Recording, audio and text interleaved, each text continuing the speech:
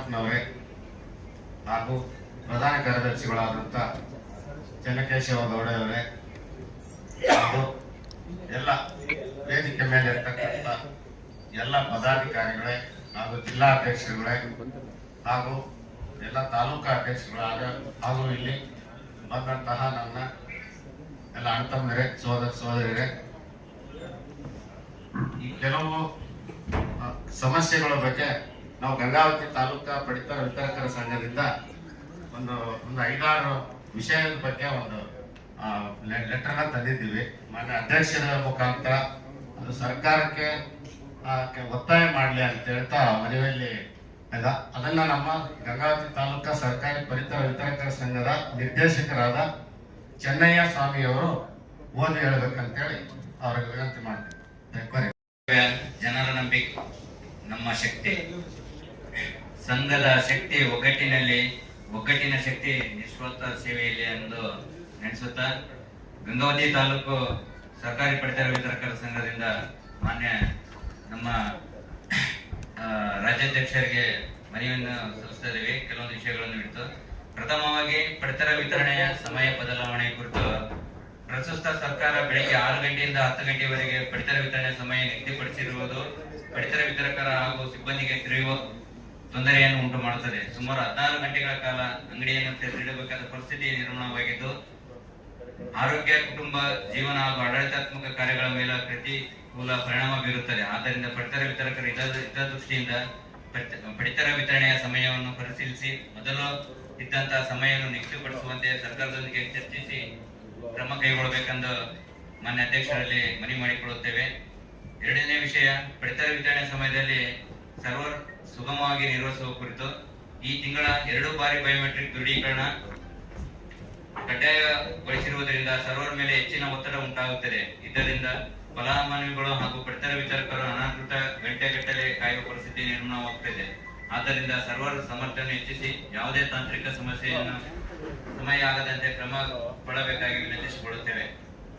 ಹಾಗೂ ಮೂರನೇ ವಿಷಯ, EKYC ಪ್ರೋತ್ಸಾಹಧನ ಬಿಡುಗಡೆ ಕುರಿತು EKYC ಕಾರ್ಯವನ್ನು ಯಶಸ್ವಿ ಪೂರ್ಣಗೊಳಿಸಿ ಸುಮಾರು 7 ರಿಂದ 8 ವರ್ಷಗಳ ಪೂರ್ವಗೊಳಿಸಿದ್ದು ಪಡಿತರ ವಿತರಕರಿಗೆ ಸರ್ಕಾರದ ಘೋಷಿಸಿರುವ ಪ್ರೋತ್ಸಾಹಧನವನ್ನು ತಕ್ಷಣ ಬಿಡುಗಡೆ ಮಾಡುವಂತೆ ಕ್ರಮ ಕೈಗೊಳ್ಳುವಂತೆ ಮಾನ್ಯ ಅಧ್ಯಕ್ಷರಲ್ಲಿ ನಮ್ಮ ಸಂಘವು ವಿನಂತಿಸುತ್ತದೆ. ಹಾಗೂ ವಯೋವೃದ್ಧರ ಹಾಗೂ ಅಂಗವಿಕಲರ ಆಧಾರ ಓಟಿಂಗ್ ಮೂಲಕ ಪಡಿತರ ವಿತರಣೆ ಈ ಒಂದು ಸಂದರ್ಭದಲ್ಲಿ ಅದು ವಯೋವೃದ್ಧರು ಮತ್ತು ಅಂಗವಿಕಲರಿಗೆ ಪಡಿತರ ವಿತರಣೆ ಮಾಡುವುದು ಬಹಳ ಕಷ್ಟಕರವಾಗಿರುವುದರಿಂದ ಬಯೋಮೆಟ್ರಿಕ್ ನೀಡಲು ಸಾಧ್ಯವಾಗದ ವಯೋವೃದ್ಧರು ಹಾಗೂ ಅಂಗವಿಕಲ ಫಲಾನುಭವಿಗಳಿಗೆ ಆಧಾರ ಓಟಿಂಗ್ ಮೂಲಕ ಪಡಿತರ ಪಡೆಯಲು ಶಾಶ್ವತ ಅವಕಾಶ ಕಲ್ಪಿಸುವಂತೆ ಸರ್ಕಾರಕ್ಕೆ ಮನವಿ ಸಲ್ಲಿಸಿ ಅಗತ್ಯ ಕ್ರಮ ಕೈಗೊಳ್ಳಬೇಕೆಂದು ಮಾನ್ಯ ಅಧ್ಯಕ್ಷರಲ್ಲಿ ಈ ವಿಷಯ ಕೂಡ ಮನವಿ ಮಾಡಿಕೊಳ್ಳುತ್ತೇವೆ. ಹಾಗೂ 5ನೇ ವಿಷಯದಾಗಿ ನ್ಯಾಯಬೆಲೆ ಅಂಗಡಿ ಮಾಲೀಕರ ಭದ್ರತೆ, ಇದು ಪ್ರತಿ ಸಲನೂ ನಾವು ಮಾನ್ಯ ಅಧ್ಯಕ್ಷರಲ್ಲಿ ಗಮನಕ್ಕೆ ತಂದಿದ್ದೇವೆ. ಪಡಿತರ ವಿತರಕರ ಸಾರ್ವಜನಿಕ ಸೇವೆಯಲ್ಲಿ ಅನೇಕ ಒತ್ತಡಗಳು ಹಾಗೂ ಸಮಸ್ಯೆಗಳು ಎದುರಿಸುತ್ತಿದ್ದೀವಿ ನಾವೆಲ್ಲರೂ. ಆದ್ದರಿಂದ ಪಡಿತರ ವಿತರಕರಿಗೆ ಸೂಕ್ತ ಭದ್ರತೆ ಇಲ್ಲ. ಪ್ರತಿ ಒಂದು ನ್ಯಾಯಬೆಲೆ ಅಂಗಡಿಯಲ್ಲಿ ಸಾರ್ವಜನಿಕರಿಂದ ಹಲವಾರು ತೊಂದರೆಗಳು ಬರ್ತದವ.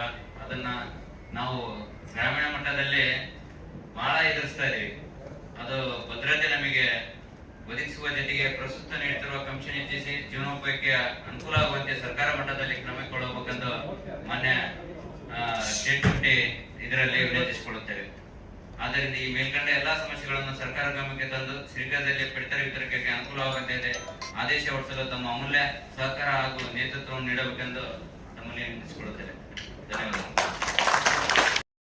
ಜನರ ನಂಬಿಕೆ ನಮ್ಮ ಶಕ್ತಿ, ಸಂಘದ ಶಕ್ತಿ ಒಗ್ಗಟ್ಟಿನ ಶಕ್ತಿ ನಿಸ್ವಾರ್ಥ ಸೇವೆಯಲ್ಲಿ ಎಂದು ನೆನೆಸುತ್ತಾ ಗಂಗಾವತಿ ತಾಲೂಕು ಸರ್ಕಾರಿ ಪಡಿತರ ವಿತರಕರ ಸಂಘದಿಂದ ಮಾನ್ಯ ನಮ್ಮ ರಾಜ್ಯಾಧ್ಯಕ್ಷರಿಗೆ ಮನವಿಯನ್ನು ಸಲ್ಲಿಸುತ್ತಿದ್ದೇವೆ. ಕೆಲವೊಂದು ವಿಷಯಗಳನ್ನು ಇಟ್ಟು ಪ್ರಥಮವಾಗಿ ಪಡಿತರ ವಿತರಣೆಯ ಸಮಯ ಬದಲಾವಣೆ ಕುರಿತು ಪ್ರಸ್ತುತ ಸರ್ಕಾರ ಬೆಳಗ್ಗೆ 6 ಗಂಟೆಯಿಂದ 10 ಗಂಟೆವರೆಗೆ ಪಡಿತರ ವಿತರಣೆ ಸಮಯ ನಿಗದಿಪಡಿಸಿರುವುದು ಪಡಿತರ ವಿತರಕರ ಹಾಗೂ ಸಿಬ್ಬಂದಿಗೆ ತೀವ್ರ ತೊಂದರೆಯನ್ನು ಉಂಟು ಮಾಡುತ್ತದೆ. ಸುಮಾರು 16 ಗಂಟೆಗಳ ಕಾಲ ಅಂಗಡಿಯನ್ನು ತೆರೆದಿಡಬೇಕಾದ ಪರಿಸ್ಥಿತಿ ನಿರ್ಮಾಣವಾಗಿದ್ದು ಆರೋಗ್ಯ, ಕುಟುಂಬ, ಜೀವನ ಹಾಗೂ ಆಡಳಿತಾತ್ಮಕ ಕಾರ್ಯಗಳ ಮೇಲೆ ಪ್ರತಿಕೂಲ ಪರಿಣಾಮ ಬೀರುತ್ತದೆ. ಆದ್ದರಿಂದ ಪಡಿತರ ವಿತರಕರ ಹಿತದೃಷ್ಟಿಯಿಂದ ಪಡಿತರ ವಿತರಣೆಯ ಸಮಯವನ್ನು ಪರಿಶೀಲಿಸಿ ಮೊದಲು ಇದ್ದಂತಹ ಸಮಯವನ್ನು ನಿಗದಿಪಡಿಸುವಂತೆ ಸರ್ಕಾರದೊಂದಿಗೆ ಚರ್ಚಿಸಿ ಕ್ರಮ ಕೈಗೊಳ್ಳಬೇಕೆಂದು ಮಾನ್ಯ ಅಧ್ಯಕ್ಷರಲ್ಲಿ ಮನವಿ ಮಾಡಿಕೊಳ್ಳುತ್ತೇವೆ. ಎರಡನೇ ವಿಷಯ, ಪಡಿತರ ವಿತರಣೆ ಸಮಯದಲ್ಲಿ ಸರ್ವರ್ ಸುಗಮವಾಗಿ ನಿರ್ವಹಿಸುವ ಕುರಿತು ಈ ತಿಂಗಳ 2 ಬಾರಿ ಬಯೋಮೆಟ್ರಿಕ್ ದೃಢೀಕರಣ ಕಡ್ಡಾಯಗೊಳಿಸಿರುವುದರಿಂದ ಸರ್ವರ್ ಮೇಲೆ ಹೆಚ್ಚಿನ ಒತ್ತಡ ಉಂಟಾಗುತ್ತದೆ. ಇದರಿಂದ ಫಲಾನುಭವಿಗಳು ಹಾಗೂ ಪಡಿತರ ವಿತರಕರು ಅನಧಿಕೃತ ಗಂಟೆಗಟ್ಟಲೆ ಕಾಯುವ ಪರಿಸ್ಥಿತಿ ನಿರ್ಮಾಣವಾಗುತ್ತದೆ. ಆದ್ದರಿಂದ ಸರ್ವರ್ ಸಾಮರ್ಥ್ಯವನ್ನು ಹೆಚ್ಚಿಸಿ ಯಾವುದೇ ತಾಂತ್ರಿಕ ಸಮಯ ಆಗದಂತೆ ಕ್ರಮ ಕೊಡಬೇಕಾಗಿ ವಿನಂತಿಸಿಕೊಳ್ಳುತ್ತೇವೆ. ಹಾಗೂ ಮೂರನೇ ವಿಷಯ, EKYC ಪ್ರೋತ್ಸಾಹಧನ ಬಿಡುಗಡೆ ಕುರಿತು. EKYC ಕಾರ್ಯವನ್ನು ಯಶಸ್ವಿ ಪೂರ್ಣಗೊಳಿಸಿ ಸುಮಾರು 7 ರಿಂದ 8 ವರ್ಷಗಳ ಪೂರ್ವಗೊಳಿಸಿದ್ದು, ಪಡಿತರ ವಿತರಕರಿಗೆ ಸರ್ಕಾರದ ಘೋಷಿಸಿರುವ ಪ್ರೋತ್ಸಾಹಧನವನ್ನು ತಕ್ಷಣ ಬಿಡುಗಡೆ ಮಾಡುವಂತೆ ಕ್ರಮ ಕೈಗೊಳ್ಳುವಂತೆ ಮಾನ್ಯ ಅಧ್ಯಕ್ಷರಲ್ಲಿ ನಮ್ಮ ಸಂಘವು ವಿನಂತಿಸುತ್ತದೆ. ಹಾಗೂ ವಯೋವೃದ್ಧರ ಹಾಗೂ ಅಂಗವಿಕಲರ ಆಧಾರ OTP ಮೂಲಕ ಪಡಿತರ ವಿತರಣೆ. ಈ ಒಂದು ಸಂದರ್ಭದಲ್ಲಿ ಅದು ವಯೋವೃದ್ಧರು ಮತ್ತು ಅಂಗವಿಕಲರಿಗೆ ಪಡಿತರ ವಿತರಣೆ ಮಾಡುವುದು ಬಹಳ ಕಷ್ಟಕರವಾಗಿರುವುದರಿಂದ ಬಯೋಮೆಟ್ರಿಕ್ ನೀಡಲು ಸಾಧ್ಯವಾಗದ ವಯೋವೃದ್ಧರು ಹಾಗೂ ಅಂಗವಿಕಲ ಫಲಾನುಭವಿಗಳಿಗೆ ಆಧಾರ OTP ಮೂಲಕ ಪಡಿತರ ಪಡೆಯಲು ಶಾಶ್ವತ ಅವಕಾಶ ಕಲ್ಪಿಸುವಂತೆ ಸರ್ಕಾರಕ್ಕೆ ಮನವಿ ಸಲ್ಲಿಸಿ ಅಗತ್ಯ ಕ್ರಮ ಕೈಗೊಳ್ಳಬೇಕೆಂದು ಮಾನ್ಯ ಅಧ್ಯಕ್ಷರಲ್ಲಿ ಈ ವಿಷಯ ಕೂಡ ಮನವಿ ಮಾಡಿಕೊಳ್ಳುತ್ತೇವೆ. ಹಾಗೂ 5ನೇ ವಿಷಯದಾಗಿ ನ್ಯಾಯಬೆಲೆ ಅಂಗಡಿ ಮಾಲೀಕರ ಭದ್ರತೆ. ಇದು ಪ್ರತಿ ಸಲನೂ ನಾವು ಮಾನ್ಯ ಅಧ್ಯಕ್ಷರಲ್ಲಿ ಗಮನಕ್ಕೆ ತಂದಿದ್ದೇವೆ. ಪಡಿತರ ವಿತರಕರ ಸಾರ್ವಜನಿಕ ಸೇವೆಯಲ್ಲಿ ಅನೇಕ ಒತ್ತಡಗಳು ಹಾಗೂ ಸಮಸ್ಯೆಗಳು ಎದುರಿಸುತ್ತಿದ್ದೀವಿ ನಾವೆಲ್ಲರೂ. ಆದ್ದರಿಂದ ಪಡಿತರ ವಿತರಕರಿಗೆ ಸೂಕ್ತ ಭದ್ರತೆ ಇಲ್ಲ. ಪ್ರತಿ ಒಂದು ನ್ಯಾಯಬೆಲೆ ಅಂಗಡಿಯಲ್ಲಿ ಸಾರ್ವಜನಿಕರಿಂದ ಹಲವಾರು ತೊಂದರೆಗಳು ಬರ್ತದವ. ಅದನ್ನ ನಾವು ಗ್ರಾಮೀಣ ಮಟ್ಟದಲ್ಲಿ ಬಹಳ ಎದುರಿಸ್ತಾ ಇದೀವಿ.